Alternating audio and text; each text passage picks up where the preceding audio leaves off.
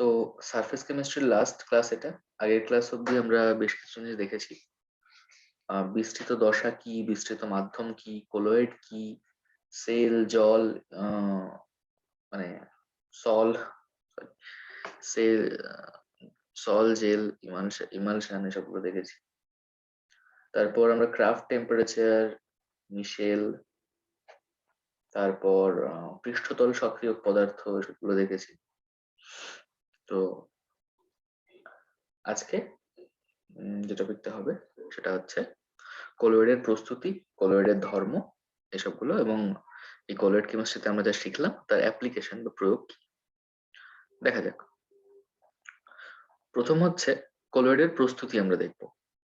Colloid আমরা এর আগে পড়েছিলাম দুই টাইপের হয়, দ্রাবক আকর্ষী কোলয়েড, দ্রাবক বিকর্ষী কোলয়েড। তো এদের প্রস্তুতি আমরা দেখব। প্রথম কথা, দ্রাবক আকর্ষী কোলয়েড প্রস্তুতি। আমরা দ্রাবক আকর্ষী কোলয়েডের সংজ্ঞা হিসেবে পড়েছিলাম যে যেখানে বিস্তৃত দশা এবং বিস্তার মাধ্যমের মধ্যে অ্যাট্রাকশন ফোর্স কাজ করে, তারা হচ্ছে দ্রাবক আকর্ষী কোলয়েড। এবার যদি বিস্তৃত দশা আর বিস্তার মাধ্যম এদের মধ্যে যদি অ্যাট্রাকশন ফোর্স কাজ করে, তাহলে এদের প্রস্তুতি খুবই সহজ, এদেরকে আমি খুব সহজে মিক্স করতে পারবো। তাই এই প্রিপারেশনটা ইজি। কিন্তু দ্রাবক বিকর্ষী উল্টোটা, এদের মধ্যে বিকর্ষণ কাজ করে বা কোনো আকর্ষণ কাজ করে না, তাই এদের প্রিপারেশনটা ডিফিকাল্ট।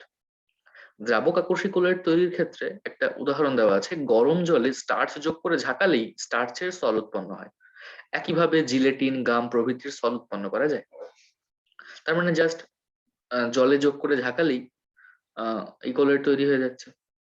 তার মানে এটা খুব ইজি। ডিফিকাল্টটাই আমাদের বেশি করে স্টাডি করতে হবে।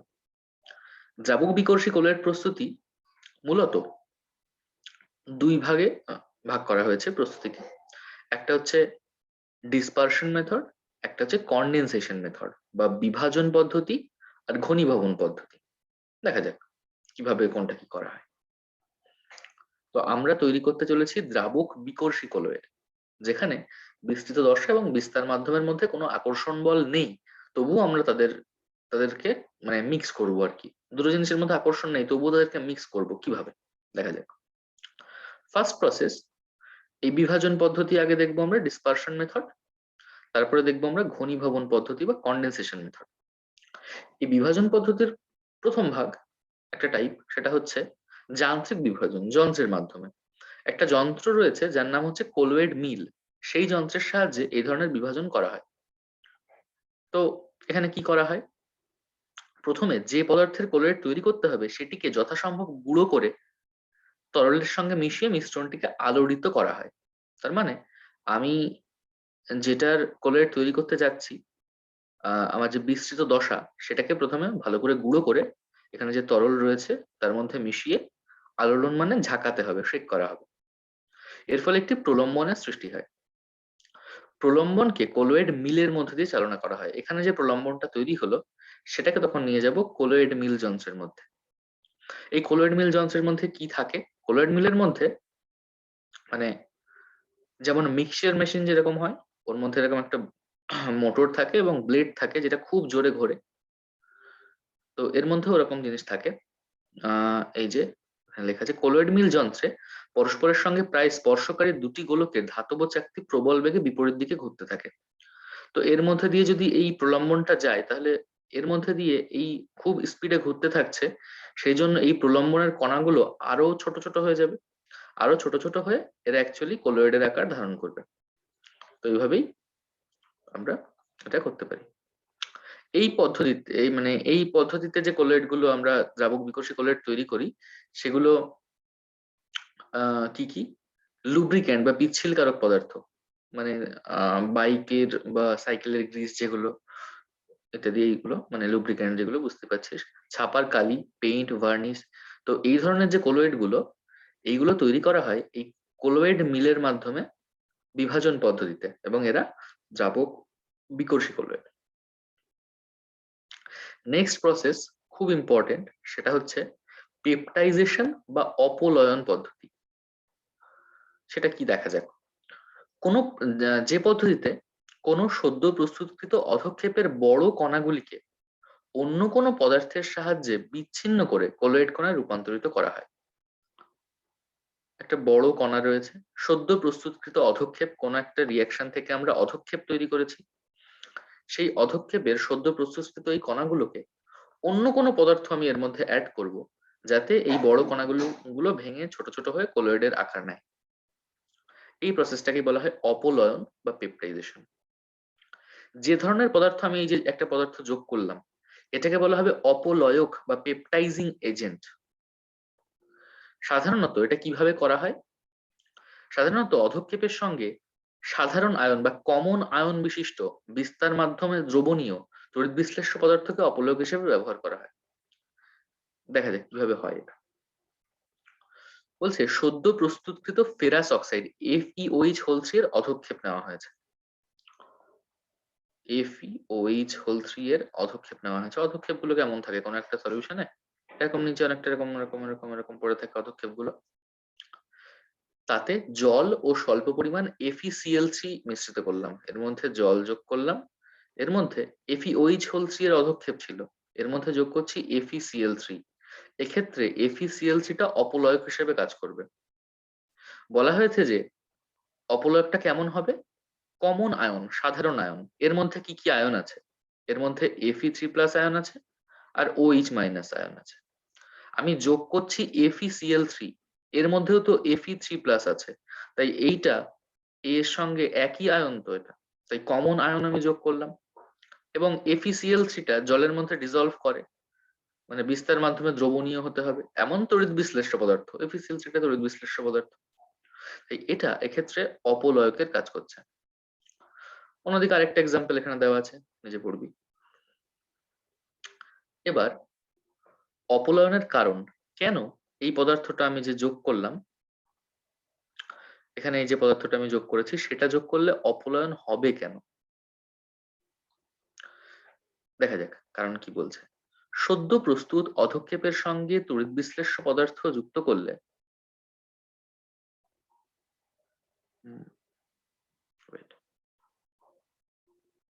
ওকে, সদ্য প্রস্তুতকৃত অধঃক্ষেপের সঙ্গে তড়িৎ বিশ্লেষ্য পদার্থ যুক্ত করলে অধঃক্ষেপের কণাগুলি তড়িৎ বিশ্লেষ্যের একটি আয়নের সঙ্গে বর্ণাত্মকভাবে অধিশোষণ ঘটে। কি দেখা যাক, আমি বলছি এটা।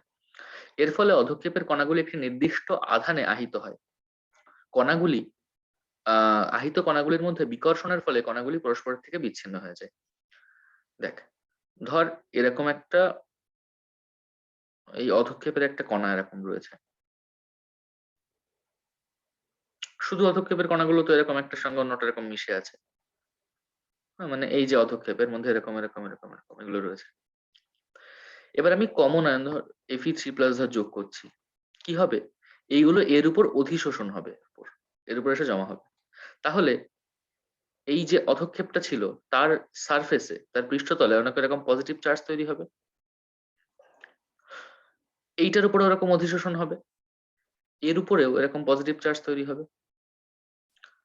পুরোপুরি অধিশোষণ হচ্ছে, এটাকে বলা হয় বর্ণাত্মকভাবে অধিশোষণ বা সিলেক্টিভ অ্যাবজর্পশন। ওকে, তো এরকম যেই যেই যে প্রেসিপিটেটটা, অধঃক্ষেপটা এইভাবে ছিল, আগে কাছাকাছি ছিল, আমি যদি চাই তাদের সেপারেট করতে, কারণ অধঃক্ষেপের সাইজ তো অনেক বড়, একসঙ্গে একসঙ্গে এরকম আছে, কোলয়েডের সাইজ তো ছোট, তাহলে এদেরকে আমাকে ছোট ছোট করে ভাঙতে হবে। কিভাবে এটা করব?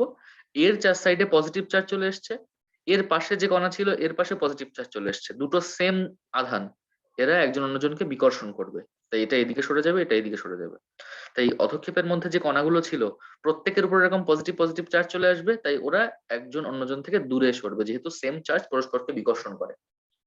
তাহলে তারা পরস্পরকে দূরে সরে গেলে ওই দ্রবণের মধ্যে ওরা, আগে ধরো এরকম জায়গায় ছিল অধঃক্ষেপটা, এবার ওই কণাগুলো যখন পরস্পর থেকে এরকম দূরে সরে যাবে তখন ওরা বিভিন্ন জায়গায় এরকম ছড়িয়ে যাবে কণাগুলো। এটাই হয়ে গেল আমার কোলয়েড।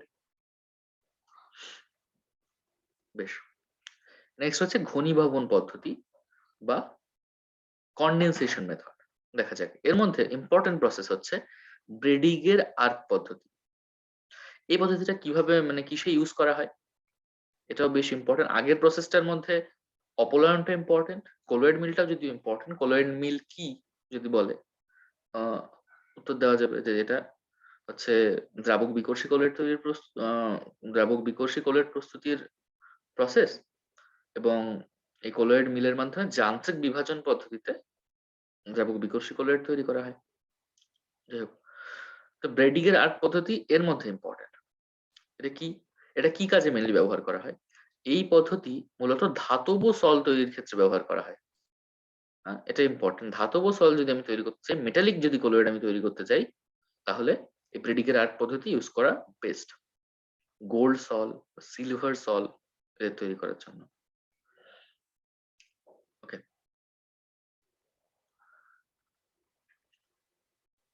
এই প্রসেসটা সিম্পল খুব, নিজে একটু পড়ে নিস।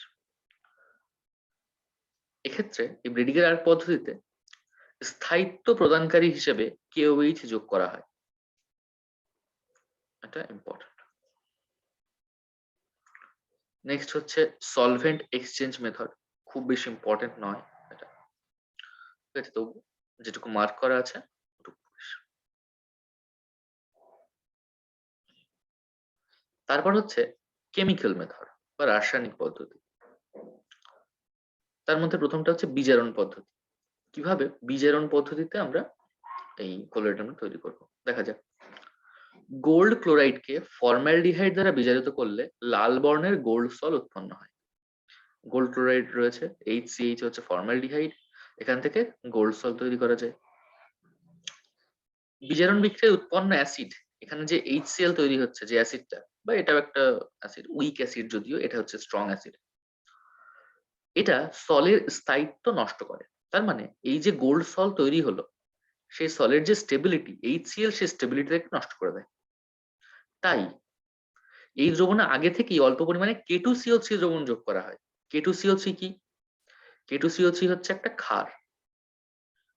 তাই এই দ্রবণে যদি আগে থেকে K2CO3 আমি যোগ করি, তাহলে যখনই HCl তৈরি হবে, এই অ্যাসিড ক্ষারের সঙ্গে বিক্রিয়া করবে, অ্যাসিড ক্ষার বিক্রিয়া করে যাবে, তার মানে অ্যাসিডটা থাকবে না, নিউট্রালাইজ হয়ে যাবে।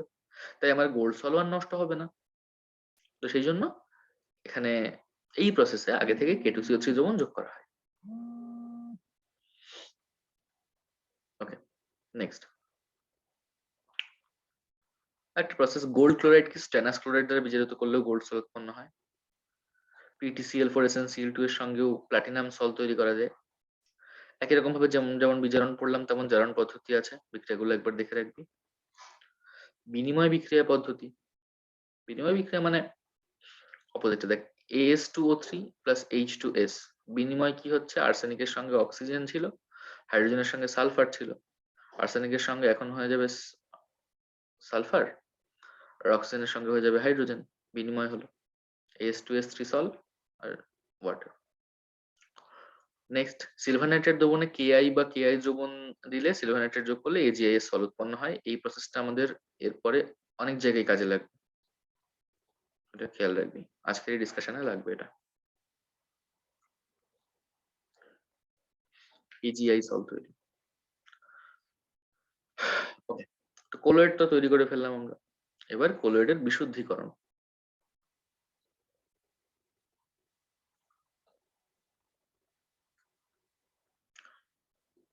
আমি একটা পাত্রে কোলয়েড তৈরি করে ফেলেছি, কিন্তু কোলয়েড সবসময় পিওর তৈরি হয় না, ইমপিউরিটি থেকে যায়। তো কিভাবে এটাকে বিশুদ্ধিকরণ করব? ফার্স্ট হচ্ছে ডায়ালিসিস। ডায়ালিসিস বোধহয় নাম শুনেছিস এর আগে। দেখা যাক, যে পদ্ধতিতে পার্চমেন্ট কাগজ বা সেলোফেন কাগজ দ্বারা ব্যাপন ক্রিয়ার মাধ্যমে কোলয়েডকে ক্রিস্টালয়েড জাতীয় পদার্থ থেকে পৃথক করা যায়, তাকে ঝিল্লি বিশ্লেষণ বা ডায়ালিসিস বলে। যে যন্ত্রে এই বিশ্লেষণটা করা হয় তাকে ঝিল্লি বিশ্লেষণ বা ডায়ালাইজার বলে। তো এখানে ডায়ালিসিসের ক্ষেত্রে কোন ধরনের কাগজ ইউজ করা হয়? পার্চমেন্ট কাগজ বা সেলোফেন কাগজ। এবং এখানে কোন ধরনের জেনারেলি কাগজকে পৃথক করা হয়? Colloid versus crystalloid. কোলয়েড আর ক্রিস্টালয়েড, এদেরকে পৃথক করা হয় পার্চমেন্ট কাগজ বা সেলোফেন দ্বারা। ঝিল্লি বিশ্লেষণের পদ্ধতিটা নিজে পড়ে নিস, খুব ইজি প্রসেস।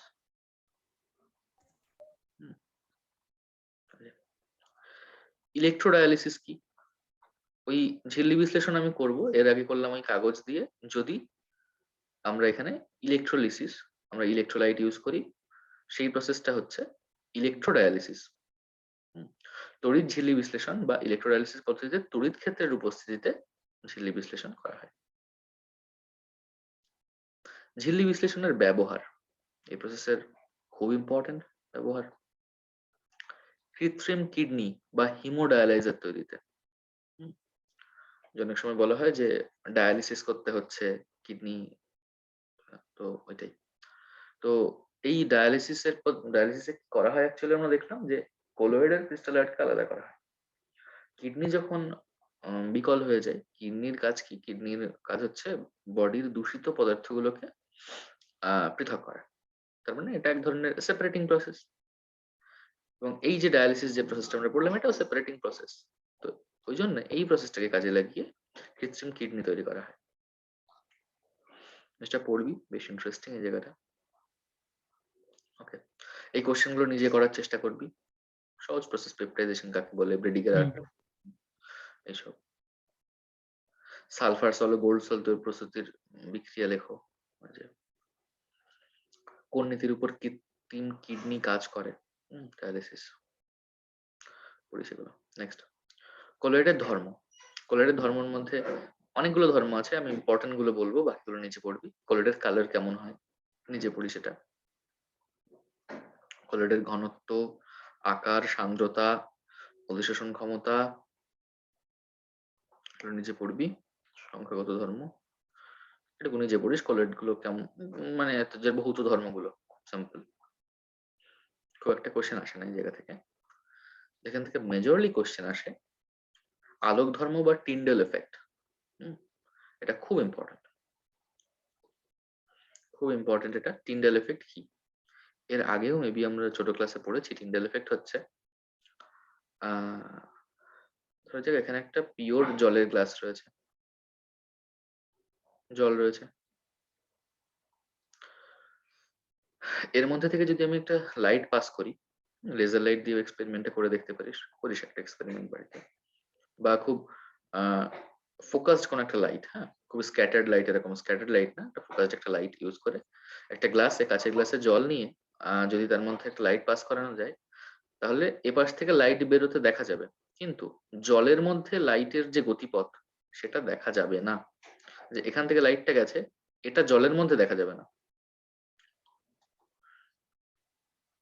কিন্তু যদি জলের মধ্যে আমি কোলয়েড নিই, জল তার সঙ্গে আমি কোলয়েড দিয়ে দিলাম, তাহলে এটা একটা কোলয়েডাল সলিউশন হয়ে গেল। এক্ষেত্রে কি হবে? আলো যাবে, এখান থেকে আলো বেরোবে, এর মধ্যে থেকেও স্পষ্ট দেখা যাবে যে আলো এই পথে গেছে। অর্থাৎ এইখানে গিয়ে ভিতরে যখন আলো যাবে, গিয়ে ও এই কোলয়েড কণার উপর গিয়ে পড়বে যাত্রাপথে, এবং সেখান থেকে বিচ্ছুরিত হবে, বিচ্ছুরিত হয়ে আমাদের চোখে পড়বে, সেই জন্যই আমরা গতিপথটা দেখতে পাবো। কিন্তু এখানে তো সেরকম কিছু নেই। আমরা ডিফারেন্ট টাইপের দ্রবণ পড়েছিলাম, যে প্রকৃত দ্রবণ, প্রকৃত দ্রবণ আমরা পড়েছিলাম। প্রকৃত দ্রবণও যদি থাকে, প্রকৃত দ্রবণে কিন্তু পার্টিকেলের যে সাইজ সেটা কোলয়েডের থেকে কম হয়। প্রকৃত দ্রবণও যদি থাকে তাহলেও কিন্তু এরকম ক্লিয়ারলি লাইট চলে যাবে, আমরা গতিপথ বুঝতে পারবো না। কোলয়েডের ক্ষেত্রে আমরা এই গতিপথটা বুঝতে পারবো। এটাই টিন্ডেল এফেক্ট। বাড়ি কি করবি? বাড়ি এরকম একটা গ্লাস নিবি, কাঁচের গ্লাস, তার মধ্যে জল ভরবি, এখান থেকে একটা লাইট পাস করবি, লাইট দেখবি এপাশে আসছে কিন্তু এর গতিপথ বুঝতে পারছিস না। একটা খুব কমন কোলয়েড হচ্ছে মিল্ক। জলের মধ্যে এবার কিছুটা দুধ দিয়ে দিবি, ধর কতটা, যে কফ ওই কফ সিরাপের যে ইয়েটা আছে ওখান থেকে এক মুটকি মতন এরকম দিয়ে দিবি। তো ওখান থেকে দিয়ে এটা মিক্স করবি ভালো করে, তারপর লাইট পাস করবি, দেখবি ভিতর থেকে লাইটটা যেভাবে গেছে সেই গতিপথটা দেখা যাচ্ছে। এটাই টিন্ডেল এফেক্ট। ওকে, পড়বি তাহলে এটা। টিন্ডেল প্রভাবের শর্ত ইম্পর্টেন্ট। বিস্তৃত দশার কণাগুলির ব্যাস ব্যবহৃত আলোক তরঙ্গ দৈর্ঘ্য অপেক্ষা বেশি ক্ষুদ্র হওয়া বাঞ্ছনীয় নয়। সেকেন্ড, বিস্তৃত দশা ও বিস্তার মাধ্যমের প্রতিসরাঙ্কের পার্থক্য বেশি হতে হবে। এই পার্থক্য যত বেশি হবে তত বিচ্ছুরণ হবে।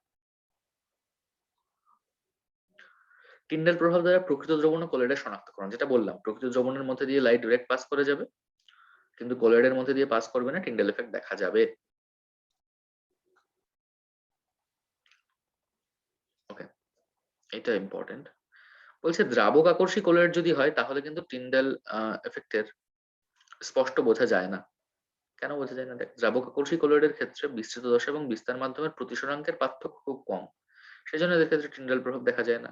আমরা শর্তে পড়লাম যে প্রতিসরাঙ্কের পার্থক্য বেশি হতে হবে, কিন্তু কোলয়েড তো আমরা বললাম কোলয়েডের মধ্যে টিন্ডাল এফেক্ট দেখা যায়। কোলয়েড তো আবার দ্রাবক আকর্ষী একটা, দ্রাবক বিকর্ষী একটা। দ্রাবক আকর্ষীটা আবার টিন্ডাল এফেক্ট শো করে না, কারণ এক্ষেত্রে প্রতিসরাঙ্কের পার্থক্যটা খুব কম।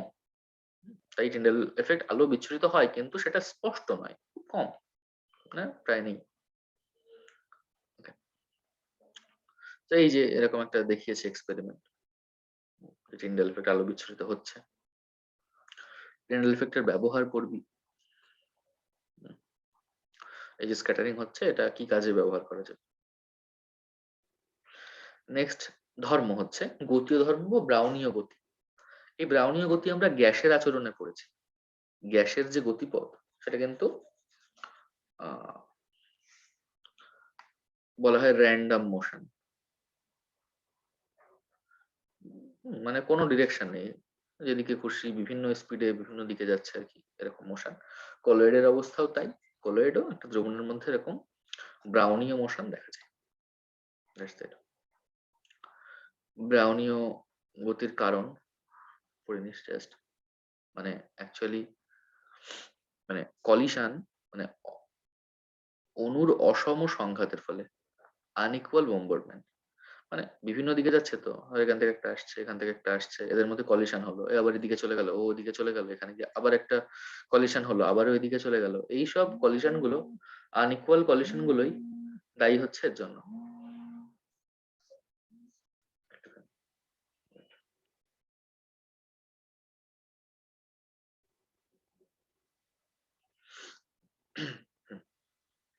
প্রাণগতির ইম্পর্টেন্স কি, সিম্পল দেখে নিস।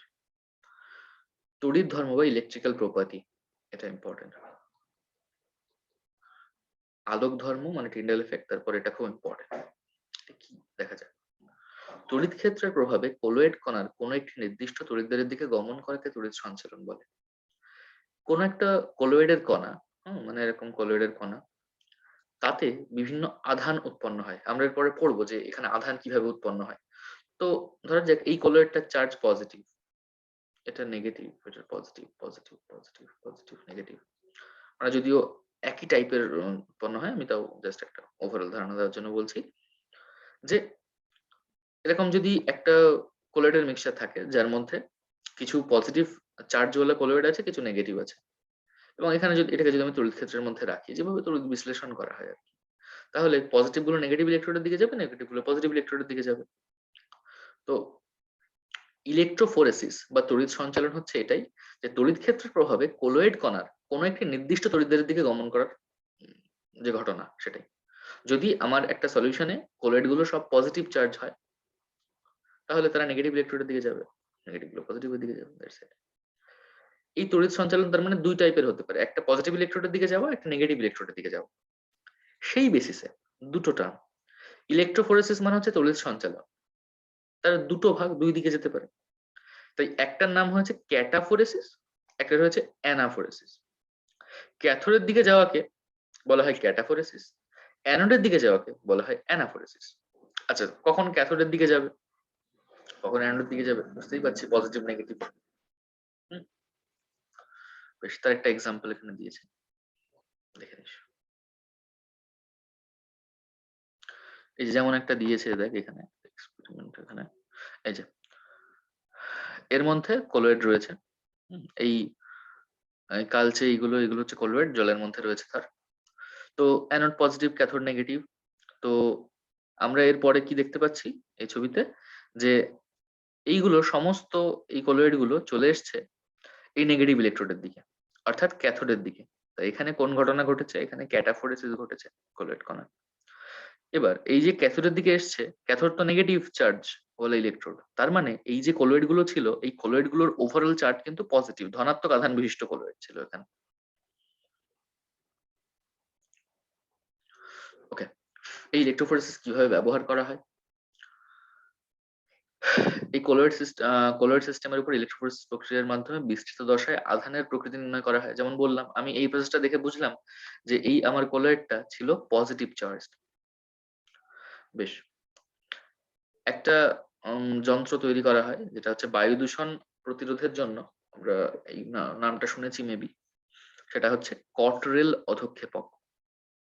এটাই ইলেকট্রোফোরেসিস প্রক্রিয়া ইউজ করে এই দূষিত কার্বন কণাকে আলাদা করা হয়। তো রবারের ক্ষেত্রে, তড়িৎক্ষেত্রের ক্ষেত্রে একটা ইউজ আছে, পড়ে নিই সেটা। ওকে, তড়িৎ অভিস্রবণ বা ইলেকট্রোঅসমোসিস। তড়িৎ ক্ষেত্রের প্রভাবে কোনো একটি নির্দিষ্ট তড়িৎদ্বারের দিকে কলোয়েডের বিস্তার মাধ্যমের গমনকে তড়িৎ অভিস্রবণ বলে।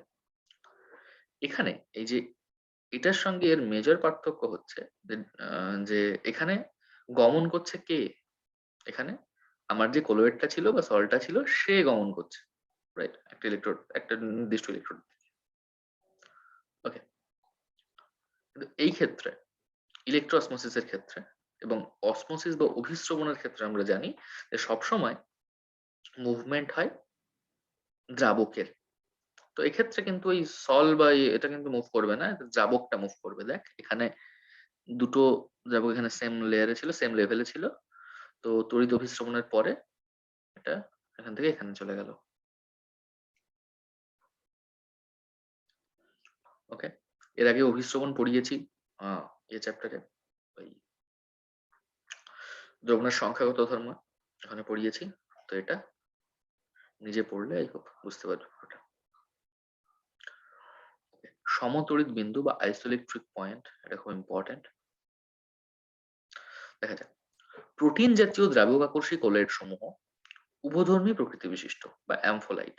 তার মানে কি, প্রোটিন জাতীয় এগুলো মানে যে কলোয়েড গুলো প্রোটিনের মধ্যে আমরা জানি বা আমরা পড়বো শেষের দিকে একটা চ্যাপ্টার রয়েছে আমাদের বায়োমলিকিউল চ্যাপ্টারে, protein actually different type of amino acid তৈরি হয়, অ্যামাইনো অ্যাসিড পেপটাইড বন্ডের মাধ্যমে যুক্ত হয়ে প্রোটিন তৈরি হয়।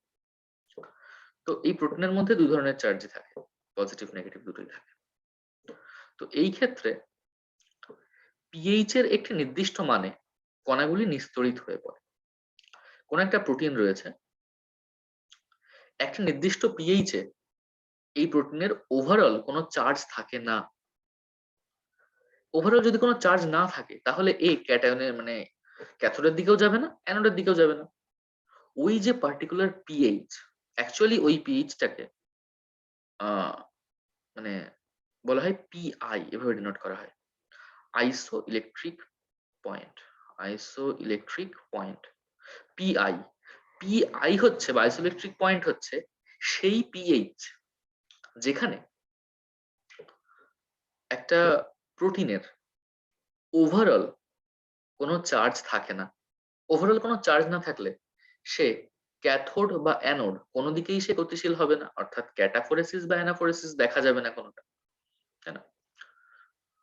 এটাই ব্যাপার। তো সংজ্ঞা দিয়েছে এরকম, ওটাই দিয়েছে দেখ যে যে নির্দিষ্ট পিএইচ এর মানে তড়িৎ বিভব প্রয়োগ করলে উভধর্মী প্রকৃতি বিশিষ্ট কলোয়েড গুলি ক্যাথোড বা অ্যানোড কোনো তড়িৎদ্বারের দিকেই অগ্রসর হয় না।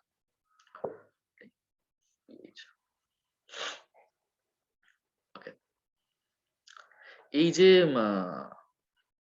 এই প্রসেসটা ইউজ করে মানে এই পিআই আইসোইলেকট্রিক পয়েন্ট ইউজ করে একটা প্রসেস আমি কদিন আগে পড়ছিলাম, সেটা হচ্ছে 2D জেল ইলেকট্রোফোরেসিস করা হয়।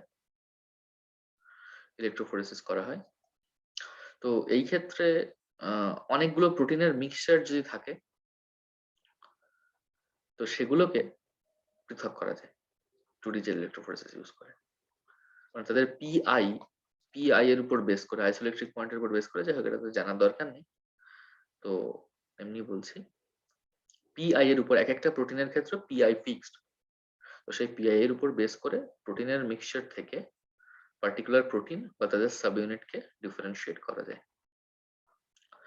এবার এই যে এই আলোচনায় আমরা বললাম যে কলোয়েড কণার উপর বিভিন্ন চার্জ থাকে, কিন্তু কোলয়েড কণার উপর চার্জ তৈরি হয় কিভাবে সেটাই বলবো এবার। কোলয়েড কণায় আধানের উৎপত্তি, origin of charges on colloid particles. দেখা যাক অনেক রকম ভাবে আধান উৎপন্ন হতে পারে। প্রথম হচ্ছে ওই যে বর্ণাত্মক ভাবে অধিশোষণ, যেটা বললাম। দেখা যাক বর্ণাত্মক ভাবে অধিশোষণ কি জিনিস। আগে যেটা বললাম সেটাই আরেকটু ভালো করে দেখে নেন। ধরা যাক ওই আগে যে একটা রিয়াকশন বললাম যে পরে কাজে লাগবে, যাই ওটাই আবার।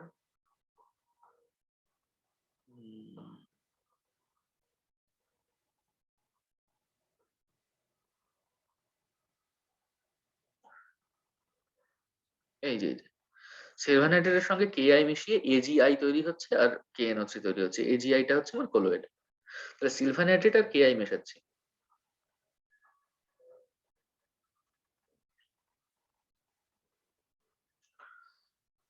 বেশ, AgNO3 মেশাচ্ছি, তার সঙ্গে কেআই মেশাচ্ছি, তৈরি হচ্ছে এজিআই। এটাই আমার কোলোয়েড। এজিআইটা এই কোলোয়েডটা পজিটিভ চার্জ না নেগেটিভ চার্জ? তুই বলবি না কোনোটাই চার্জ নেই, কারণ AG plus I minus overall তো নিউট্রাল, তাহলে তো ওভারঅল কোনো চার্জ নেই। হ্যাঁ, যদি আমি এই বিক্রিয়া করার জন্য একই পরিমাণ AgNO3, মানে এটা 1 মোল বা এটাও 1 মোল যদি নিই, সম পরিমাণ নিই, তাহলে সম পরিমাণ AgI এরকম থাকবে, ওভারঅল কোনো চার্জ থাকবে না, ঠিক। কিন্তু ধরা যাক আমি AgNO3 বেশি নিলাম, AgNO3টাকে এক্সেস নিলাম, তাহলে কি হবে? এই যে AgI, এই কোলয়েডটা তৈরি হলো, এই কোলয়েডের উপর Ag প্লাস এসে এরকম জমা হতে থাকবে বা অধিশোষিত হতে থাকবে। AgI তো অধক্ষেপ, অধক্ষেপের উপর এরকম এগুলো চলে আসবে। যদি আমি AgNO3 এক্সেস না নিয়ে যদি KI কে আমি এক্সেস নিতাম, তাহলে AgI এর মধ্যে Ag ছিল বলে Ag প্লাসটা এলো। অন্যদিকে AgI তৈরি হলো, আমি KI বেশি নিয়েছিলাম, AgI এর মধ্যে I আছে, KI এর মধ্যেও I আছে, তাই এখানে I মাইনাসটা এরকম অধিশোষিত হতে থাকবে। তাহলে ওভারঅল আমার কোলয়েডটা এক্ষেত্রে হয়ে গেল পজিটিভ চার্জ, এক্ষেত্রে হয়ে গেল নেগেটিভ চার্জ। সেই অনুযায়ী আমরা ক্যাটাফোরেসিস বা অ্যানাফোরেসিস দেখতে পাবো। এই কোশ্চেনটা এর পর এক জায়গায় আছেও, একটা বেশি ইউজ করলে কেন, দেখাচ্ছি আমি কোশ্চেনটা। এই যে AgNO3 দ্রবণে অতিরিক্ত KI যোগ করলে AgI এর ঋণাত্মক আধানযুক্ত সল গঠিত হয়। অন্যদিকে KI দ্রবণে অতিরিক্ত AgNO3 যোগ করলে ধনাত্মক আধানযুক্ত সল উৎপন্ন হয়, কারণ ব্যাখ্যা করো। Very very important question. এইভাবেই ব্যাখ্যা করা যাবে। তার মানে ব্যাখ্যাটা হবে উইথ দিস, বর্ণাত্মক ভাবে অধিশোষণ। ওকে, অনেক সময় কোলয়েড উৎপন্নকারী পদার্থের আয়নীয় বিয়োজনের ফলে কোলয়েড কণা আধানগ্রস্ত হয়। যেমন সাবান। সাবান অ্যাকচুয়ালি বিভিন্ন সল্টের মিশ্রণ, বিভিন্ন সল্ট বলতে সাবানের মধ্যে সোডিয়াম বা পটাশিয়াম পামিটেট, ওলিয়েট, স্টিয়ারেট এরকম সল্ট থাকে। তো সেইগুলো নিজে নিজে বিয়োজিত হয়ে পজিটিভ আর নেগেটিভ চার্জ এরকম তৈরি হলো। তার মানে এই যে কোলয়েড, এটা যদি কোলয়েড হিসেবে কাজ করে, তাহলে এই পার্টগুলো চার্জ হয়ে গেল না? তো এইভাবে কোলয়েডের মধ্যে আধান মানে বা চার্জ গ্রো করতে পারে। এগুলোকে মিসেল আমরা আগে পড়েছি, মিসেল কি। ওকে, প্রোটিনের মধ্যে ধরা যাক একটা প্রোটিনের মধ্যে আমরা বলেছিলাম যে প্রোটিন বিভিন্ন অ্যামাইনো অ্যাসিড দিয়ে তৈরি হয়। এই প্রোটিনের মধ্যে COOH গ্রুপ থাকে, NH2 গ্রুপ থাকে, এরকম অ্যাসিড বা বেস এরকম গ্রুপগুলো থাকে। তো যদি আমরা আইসোইলেকট্রিক পয়েন্টে, মানে আইসোইলেকট্রিক পয়েন্ট যেটাকে বললাম সমতলীয় বিন্দু PI, এই PH এ আমরা থাকি, তাহলে ওভারঅল কোনো চার্জ থাকে না। কিন্তু যদি আমি একটা PH এমন PH এ নিই যেটা লেস দ্যান PI, মানে PI যে যেখানে ও নিউট্রাল রয়েছে তার থেকে যদি কম PH এ নিয়ে যাই, কম PH মানে H প্লাস এর কনসেন্ট্রেশন বেশি, তখন কি হবে? এই NH2 ও এই H প্লাস নিয়ে NH3 প্লাস হয়ে যাবে। NH3 প্লাস হয়ে গেলে আমার যে টোটাল যে কোলয়েডাল যে প্রোটিনটা ছিল সেটা পজিটিভ চার্জ হয়ে যাবে। অন্যদিকে যদি আমি পিএইচ গ্রেটার দ্যান পিআই নিই, তার মানে এমন একটা পিএইচ নিলাম যেটা আইসোইলেকট্রিক পয়েন্ট থেকে যে পিএইচ বেশি, পিএইচ বেশি থাকা মানে সেখানে তো OH মাইনাসের কনসেন্ট্রেশন বেশি। OH মাইনাসের কনসেন্ট্রেশন বেশি থাকলে কি হবে, এখানে তো NH2 থাকবে, এটা কোনো ব্যাপার না, এখানে NH2 আছে, COOH টা হয়ে যাবে COO মাইনাস। মানে COOH টাকে যদি আমি ভেঙে লিখি C double bond O OH, তাহলে এই OH মাইনাস এসে H টাকে নেবে, এই বন্ড খুলে এর উপর চলে যাবে, তাহলে ultimately C double bond O O minus. তার মানে যত COOH গ্রুপ থাকবে সবগুলো COO মাইনাস হয়ে যাবে, তার মানে ওভারঅল আমার প্রোটিনটা হয়ে গেল অ্যানায়নিক। এইভাবে আমরা আমাদের কোলয়েডটাই আধান বা চার্জ গ্রো করাতে পারলাম। That's it.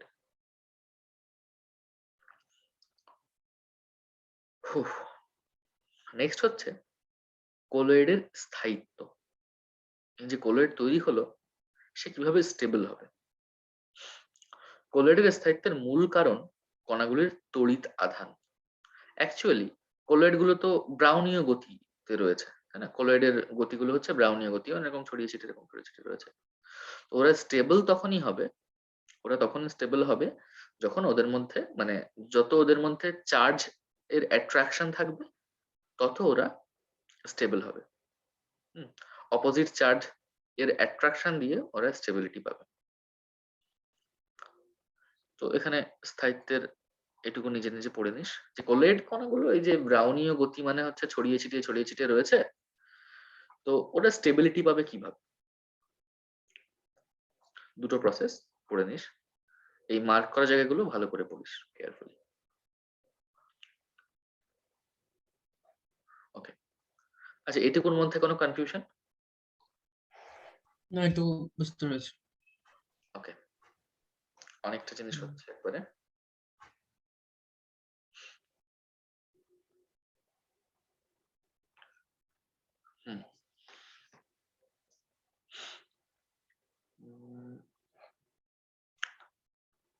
নেক্সট টপিক, এটাও বেশ ইম্পর্টেন্ট, এখান থেকে অঙ্ক আসতে পারে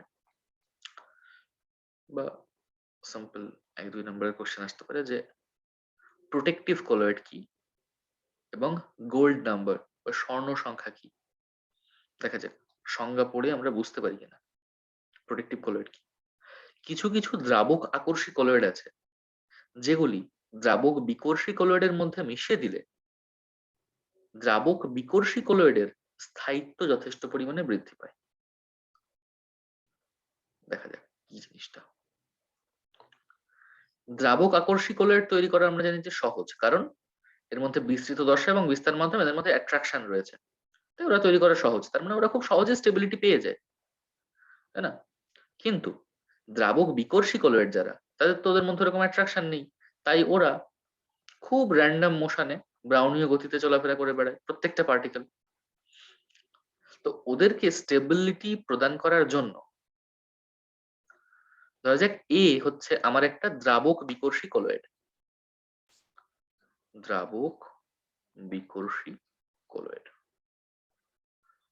ভালো কথা। দ্রাবক বিকর্ষী কোলয়েড মানে ও ব্রাউনীয় গতিতে রয়েছে, বিভিন্ন রকম মোশনে রয়েছে, ওটাকে মানে স্টেবিলিটি প্রদান করার জন্য ওর মধ্যে যোগ করা হচ্ছে বি। বিটা কি? বি হচ্ছে একটা দ্রাবক আকর্ষী কোলয়েড। তো যে বিশেষ ধরনের দ্রাবক আকর্ষী কোলয়েড আমরা যোগ করে একটা দ্রাবক বিকর্ষী কোলয়েডের স্থায়িত্বকে বৃদ্ধি করতে পারি, সেটাকেই বলা হচ্ছে প্রোটেক্টিভ কোলয়েড বা সংরক্ষক কোলয়েড। এবার একটা সংরক্ষক কোলয়েড ধরে রয়েছে, আমি এই যে বি এখানে এখানে এ আর বি এর মধ্যে এ হচ্ছে দ্রাবক বিকর্ষী, ও আনস্টেবল ছিল, আমি বি যোগ করার পর ও স্টেবল হলো, বি হচ্ছে আমার দ্রাবক আকর্ষী কোলয়েড, তার মানে বিটাই হচ্ছে এখানে প্রোটেক্টিভ কোলয়েড। প্রোটেক্টিভ কোলয়েড এখানে বি হচ্ছে প্রোটেক্টিভ কোলয়েড। এবার ধরা যাক আমার কাছে B1 মানে একটা টাইপের, এই হচ্ছে একটা কোলয়েড, B2 এটা হচ্ছে অন্য আরেকটা কোলয়েড, B3 এটা হচ্ছে আরেকটা কোলয়েড, B4 হচ্ছে আরেকটা কোলয়েড। তো এই চারটে কোলয়েড যোগ করলেই এই দ্রাবক বিকর্ষী কলয়েড এ এর স্থায়িত্ব বাড়ে, কিন্তু যেহেতু এই চারটে ডিফারেন্ট ডিফারেন্ট টাইপের আমি দ্রাবক আকর্ষী কলয়েড যোগ করেছি, তাহলে এরা সবাই নিশ্চয়ই ওই এ কে সমানভাবে স্টেবিলিটি প্রদান করবে না। এই B1 B2 B3 B4 যোগ করলে এ এর স্টেবিলিটি নিশ্চয়ই একই পরিমাণ হবে না, আলাদা হবে। তার মানে এখানে প্রশ্ন আসছে যে একটা দ্রাবক আকর্ষী কলয়েড বা একটা প্রোটেক্টিভ কলয়েড, সেই প্রোটেক্টিভ কলয়েড কত ভালো একটা দ্রাবক বিকর্ষী কলয়েডকে স্টেবিলিটি দিতে পারে, তার একটা পরিমাপ থাকা উচিত। হ্যাঁ, যে দেখা গেল যে B1 greater than B2 greater than B3 বা B4, তাহলে এ এর মধ্যে আমি একবার B1 যোগ করলাম, এর মধ্যে একবার আমি B2 যোগ করলাম আলাদাভাবে, একবার B3 একবার B4, আমরা দেখলাম যে B1 যখন যোগ করছি তখন এ এর স্টেবিলিটি অনেক বেশি হচ্ছে। তাহলে আমি বলবো এই বি এর সংরক্ষণ ক্ষমতা বেশি, প্রোটেক্টিভ কলয়েডের প্রোটেক্টিভ নেচারটা বেশি, ও বেশি প্রোটেক্ট করছে, প্রোটেক্টিভ পাওয়ার বেশি। এই প্রোটেক্টিভ পাওয়ারকে ডিনোট করার জন্য আমরা প্রত্যেকটা এই প্রোটেক্টিভ কলয়েডের একটা টার্ম আমরা ইউজ করি, সেটা হচ্ছে গোল্ড নাম্বার বা স্বর্ণ সংখ্যা। আমরা বলবো যে এর স্বর্ণ সংখ্যা বেশি এর থেকে, বা এর থেকে স্বর্ণ সংখ্যা বেশি, এরকম। তো স্বর্ণ সংখ্যাটা আলটিমেটলি কি, কোনো একটা দ্রাবক বিকর্ষী কলয়েডকে স্টেবিলিটি দেওয়ার জন্য আমরা যে প্রোটেক্টিভ কলয়েড অ্যাড করি, তো ওই প্রোটেক্টিভ কলয়েডের সংরক্ষণ ক্ষমতা বা সংরক্ষক ক্ষমতা কোনটার বেশি বা কম সেই তুলনা করার জন্য আমরা যে প্যারামিটারটাকে ইউজ করি সেটাই হচ্ছে গোল্ড নাম্বার বা স্বর্ণ সংখ্যা। দেখা যাক ডেফিনেশনটা একটু বেশ এমনি বোঝা গেল নিশ্চয়ই, কিন্তু এবার গোল্ড নাম্বার বা স্বর্ণ সংখ্যা কি, তাকে ডিফাইন করা হয় কিভাবে, একটু খটোমটো আছে, দেখে নিস। 10 ml প্রমাণ গোল্ড সলের মধ্যে, হ্যাঁ পরীক্ষা আসতে পারে যে স্বর্ণ সংখ্যা কি, এটা কি কাজে ব্যবহার করা হয়, এটা কিন্তু লিখতে হবে, এই ডাটাগুলো ইম্পর্টেন্ট, মুখস্থই করতে হবে, কিছু করার নেই। আমি একটা গোল্ড সল নিয়েছি, গোল্ড সল নিয়েছি, তার মধ্যে সেটা কত এমএল নিয়েছি, 10 ml নিয়েছি, তার 10 ml মানে হচ্ছে তার কনসেন্ট্রেশন হচ্ছে 0.0053 থেকে 0.0058%। এর মধ্যে 1 ml 10% NaCl দ্রবণ যোগ করেছি। যোগ করলে বর্ণের যে পরিবর্তন হয়, NaCl যোগ করলে বর্ণের পরিবর্তন হবে, এই যে বর্ণের পরিবর্তন, সেটা প্রতিরোধ করার জন্য মিনিমাম যত মিলিগ্রাম সংরক্ষক কলয়েড প্রয়োজন সেটাকে স্বর্ণ সংখ্যা বলে। জাস্ট এই ডেফিনেশন। এবার বলছে হিমোগ্লোবিনের স্বর্ণ সংখ্যা 0.03, এর অর্থ কি, আসতেই পারে পরীক্ষায়। তাহলে আমার যদি সংজ্ঞাটা মুখস্থ থাকে আমি সেখান থেকে বলতে পারবো যে হিমোগ্লোবিনের 0.03 হচ্ছে স্বর্ণ সংখ্যা। তার মানে আমি একটা 10 ml প্রমাণ গোল্ড সল নেব, যেটার কনসেন্ট্রেশন হচ্ছে 0.005 থেকে 0.0058%, তার মধ্যে আমি 1 ml 10% NaCl দ্রবণ যোগ করব, তাহলে দেখবো যে কালার চেঞ্জ হচ্ছে আমার দ্রবণটার, সেই কালার চেঞ্জটাকে নিউট্রালাইজ করার জন্য, অর্থাৎ আগে যে কালার ছিল সেটাই নিয়ে যাওয়ার জন্য মিনিমাম 0.03 গ্রাম হিমোগ্লোবিন লাগে। তাই হিমোগ্লোবিনের স্বর্ণ সংখ্যা 0.03, যেভাবে আমরা ডেফিনেশন থেকে এই টার্মগুলো আমরা ইউজ করি, যেমন ওই আগে পড়েছিলাম না জলের কেবি এত, এর অর্থ কি, এরকম সেইগুলো যেভাবে আমরা ট্যাকেল করতাম সেই কোশ্চেন গুলো এরকম। দ্রাবক আকর্ষী কলয়েডের স্বর্ণ সংখ্যা যত কম তার সংরক্ষণ ক্ষমতা তত বেশি। তার মানে protective power proportional to 1 by golden number, স্বর্ণ সংখ্যা। তাহলে এখান থেকে আমি যে বললাম protective power B1 greater than B2 greater than B3 greater than B4, হ্যাঁ প্রোটেক্টিভ পাওয়ার বেশি এদিকে, তো এদিক থেকে এদিকে প্রোটেক্টিভ পাওয়ার বেশি মানে এদিক থেকে এদিকে গেলে protective power sorry golden number এদিক থেকে এদিকে গেলে বাড়বে, এদিক থেকে এদিকে প্রোটেক্টিভ পাওয়ার বাড়ছে, তাহলে এদিক থেকে এদিকে গোল্ডেন নাম্বার স্বর্ণ সংখ্যা কমবে, এদিক থেকে এদিকে গেলে প্রোটেক্টিভ পাওয়ার কমছে, তাই স্বর্ণ সংখ্যা বাড়বে। দুটো অঙ্ক দেখে নিস নিজে ডেফিনেশনের উপর বেস করে। আচ্ছা এটুকু কি বোঝা গেছে, যেটুকু হলো? ওকে,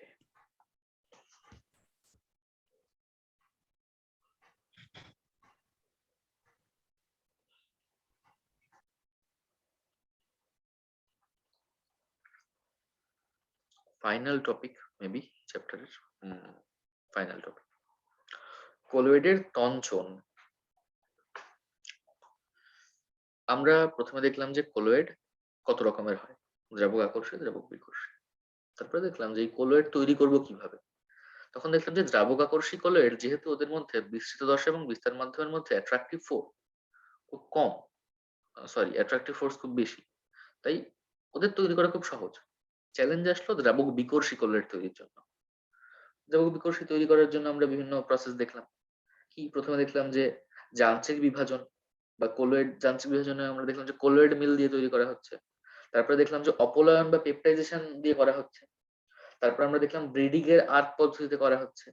তারপর দ্রাবক বিনিময় পদ্ধতি, তারপরে রাসায়নিক পদ্ধতি যে বিজারণ পদ্ধতি, জারণ পদ্ধতি, বিনিময় বিক্রিয়া পদ্ধতি, এসবগুলো দেখলাম।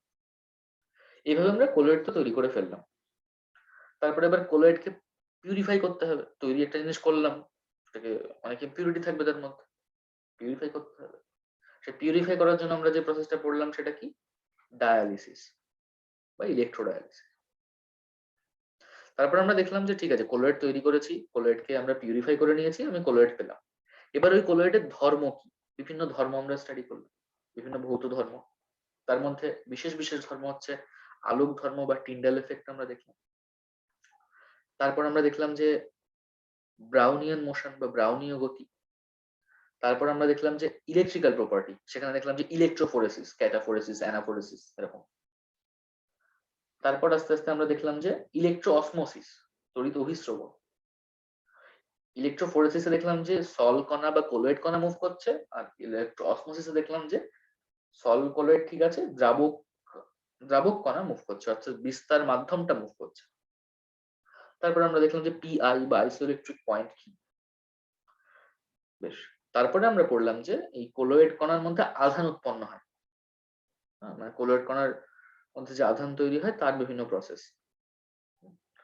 তার মধ্যে আমরা দেখলাম যে বর্ণাত্মক ভাবে অধিশোষণ, এই যে এক্সাম্পলটা দেখালাম এইভাবে।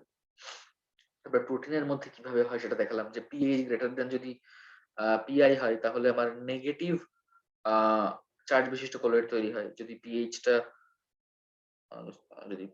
বেশি হয় তাহলে নেগেটিভ, পিএইচ যদি কম হয় তাহলে পজিটিভ চার্জ ওয়ালা প্রোটিনের কোলয়েড তৈরি হয়, দেখলাম। তারপরে দেখলাম যে কোলয়েড কিভাবে স্থায়িত্ব পাবে তার কিছু কারণ। তারপর দেখলাম যে একটা তড়িৎ তড়িৎ না, দ্রাবক বিকর্ষী কোলয়েডের স্টেবিলিটি কম, দ্রাবক আকর্ষী কোলয়েডের স্টেবিলিটি বেশি, কারণ দ্রাবক তো তাকে আকর্ষণ করছে, স্টেবল। সো দ্রাবক বিকর্ষী যে কোলয়েড, দ্রাবক বিকর্ষী কোলয়েডের স্টেবিলিটি কম, সেটাকে স্টেবিলিটি দেওয়ার জন্য আমরা কি করছি, তার মধ্যে দ্রাবক আকর্ষী কোলয়েড যোগ করছি। যে বিশেষ টাইপের দ্রাবক আকর্ষী কোলয়েড যোগ করলে দ্রাবক বিকর্ষী কোলয়েডের স্থায়িত্ব বাড়ছে, আমরা তাদেরকে বলছি কি প্রোটেক্টিভ কোলয়েড। এবার একটা প্রোটেক্টিভ কোলয়েড সে কতটা ভালো প্রোটেক্ট করতে পারে, সেই ক্যাপাসিটিটা আমরা ডিটারমাইন করছি কিভাবে, সেটাকে আমরা বলছি প্রোটেক্টিভ পাওয়ার বা সংরক্ষক ক্ষমতা। যত সংরক্ষক ক্ষমতা বেশি, সেটাকে অ্যাড করলে একটা তড়িৎ একটা দ্রাবক বিকর্ষী কোলয়েড আরো ভালো স্টেবিলিটি পাবে। এবার এই সংরক্ষক ক্ষমতা বা প্রোটেক্টিভ পাওয়ার ডিটারমাইন করার জন্য আমরা একটা টার্ম ইউজ করলাম, সেটা হচ্ছে golden number. Gold number. Golden number বা গোল্ডেন রেশিও একটা ম্যাথমেটিক্স এর জিনিস, খুব ইন্টারেস্টিং জিনিস। তো যাই হোক, তো আমরা নতুন একটা টার্ম ইন্ট্রোডিউস করলাম, স্বর্ণ সংখ্যা বা গোল্ড নাম্বার। তো আমরা দেখলাম যে গোল্ড নাম্বার যত বেশি হয় তত প্রোটেক্টিভ পাওয়ার কম হয়, এটুকু হলো। তো আমাদের কোলয়েডের মোটামুটি ধর্মগুলো হলো।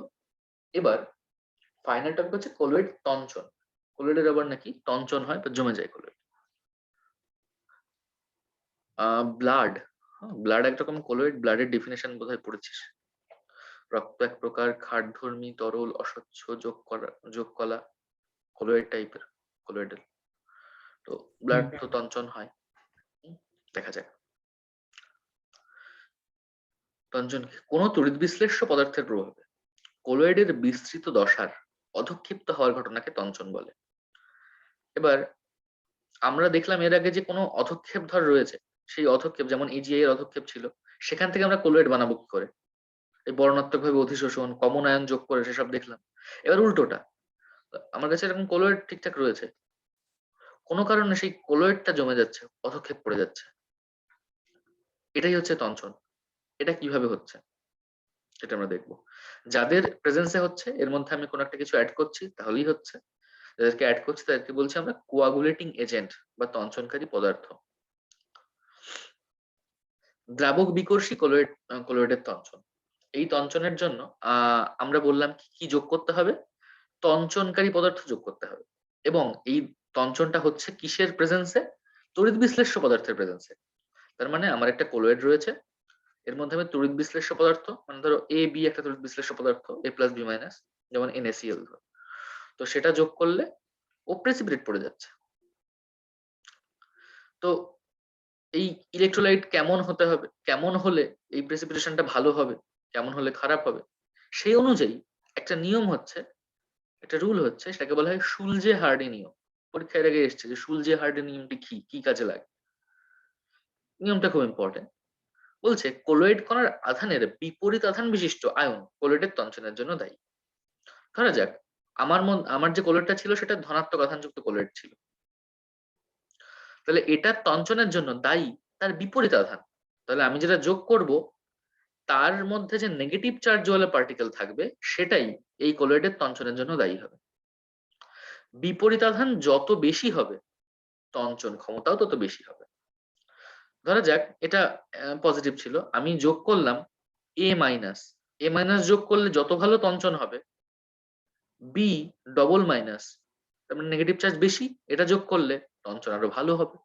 C ট্রিপল মাইনাস, এটা যোগ করলে তঞ্চন আরো ভালো হবে। একটা এক্সাম্পল দিয়ে দেখা যায়। বলছে কোন একটা ঋণাত্মক তড়িৎ বিশিষ্ট কোলয়েড, ঋণাত্মক চার্জ, এর মধ্যে আমি একবার যোগ করছি Al3+, একবার যোগ করছি Mg2+, একবার যোগ করছি Na+। নেগেটিভ চার্জওয়ালা কোলয়েড, তার মানে এটার তঞ্চনের জন্য আমাকে পজিটিভ চার্জওয়ালা জিনিস দিতে হবে, তাই দিয়েছি। কোনটা দিলে তঞ্চন সব থেকে ভালো হবে, যত পজিটিভ চার্জ বেশি হবে সেটা দিলেই ভালো হবে, তাই তো শুলজে হার্ডি বলছে। তার মানে Al3+ এর সব থেকে ভালো তঞ্চন হবে Al3+ দিলে, তারপরে Mg2+, তারপরে Na+, যেহেতু তিনটে পজিটিভ চার্জ দুটো একটা। অন্যদিকে অ্যানায়ন যদি আমার কোলয়েডটা পজিটিভ হতো তাহলে সেটার তঞ্চনের জন্য আমি নেগেটিভ চার্জওয়ালা জিনিস দিতাম, অ্যানায়ন দিতাম। এবার অ্যানায়নিক চার্জ যত বেশি হতো তত তঞ্চন ভালো হতো। যেমন FeCN6 4-, চারটে নেগেটিভ, এরপরে তিনটে নেগেটিভ, দুটো নেগেটিভ একটা নেগেটিভ, চারটে নেগেটিভ যখন, তখন সব থেকে ভালো তঞ্চন হবে। বোঝা যাচ্ছে এই জায়গাটা? সহজ কিন্তু খুব। ওকে, তো আমরা দ্রাবক বিকর্ষী কোলয়েডের তঞ্চন কিভাবে হয় পড়লাম। দ্রাবক আকর্ষী কোলয়েডের তঞ্চন কিভাবে হয় এটা নিজে পড়বে এবার, সেলফ স্টাডি।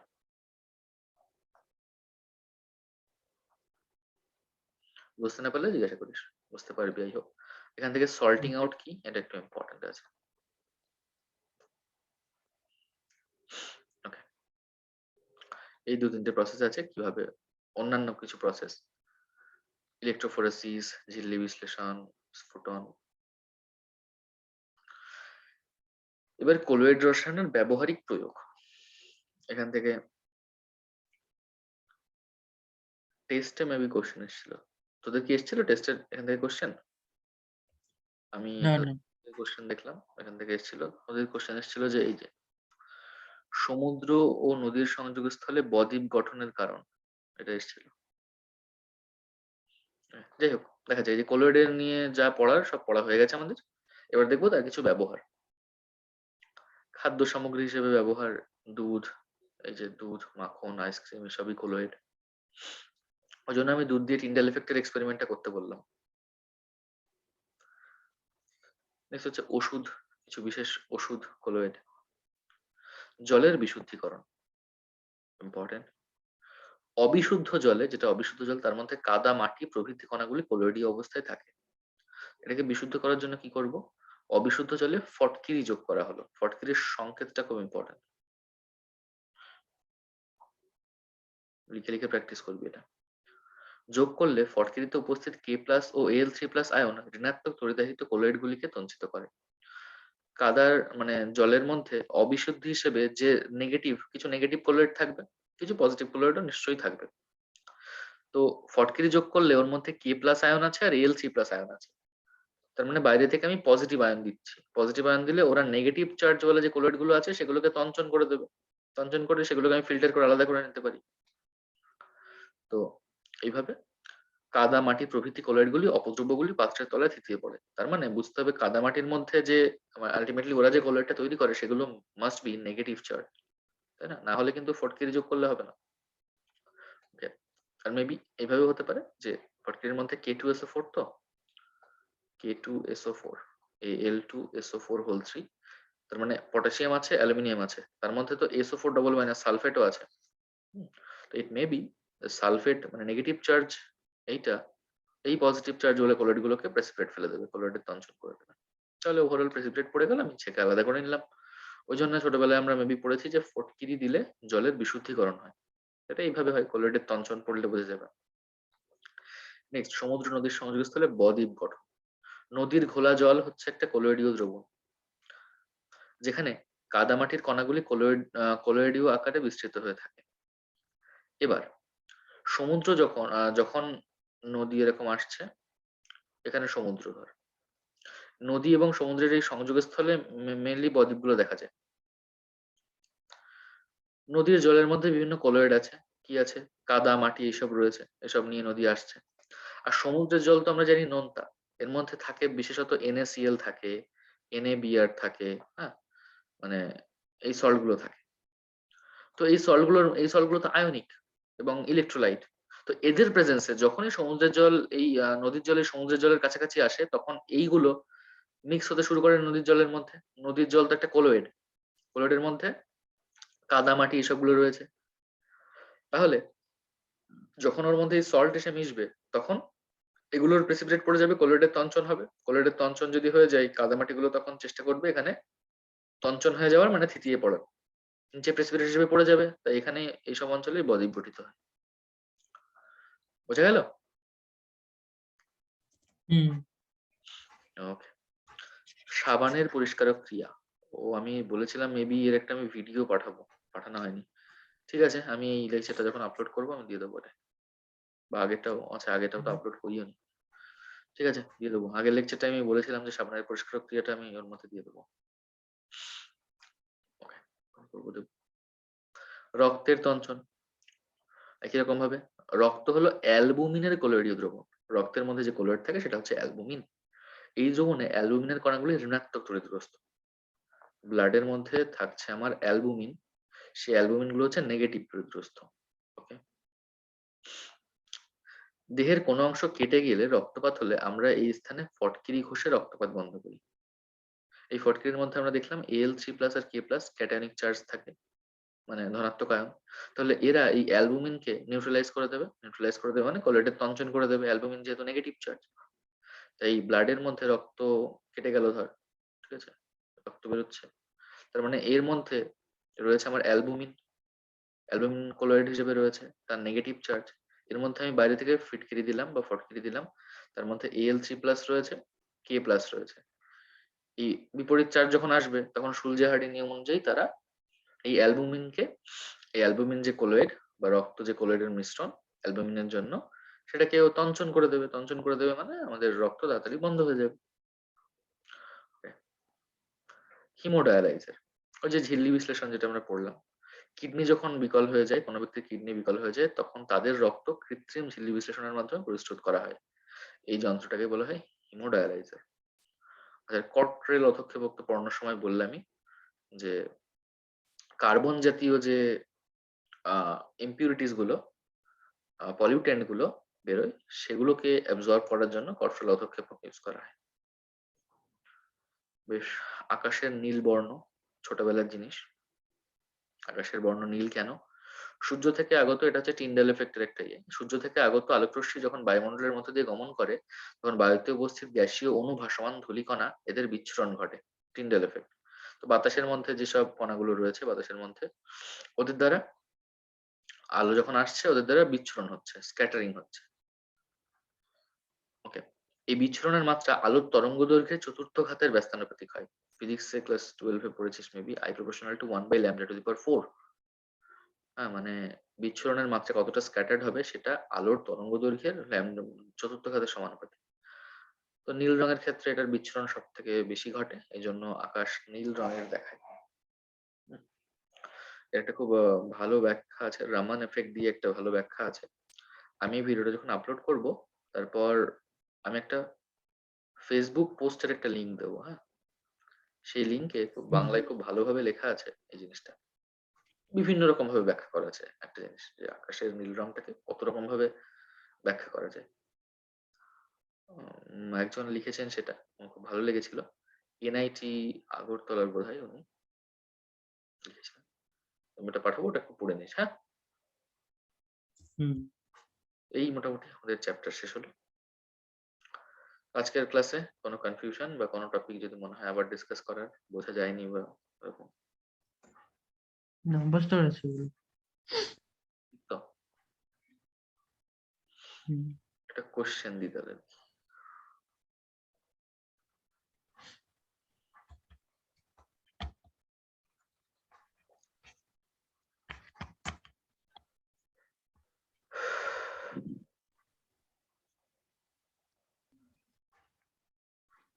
ধরা যাক আমার একটা দ্রাবক বিকর্ষী কলয়েড রয়েছে, সেই কলয়েডটা হচ্ছে এক্স।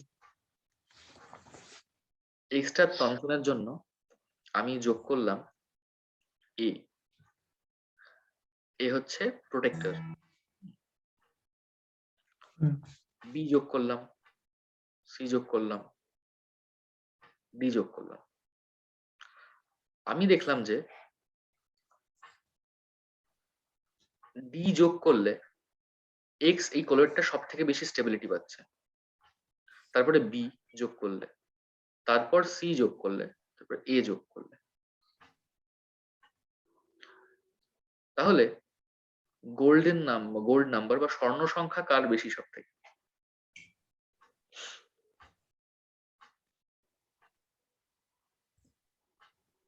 যেটা বেশি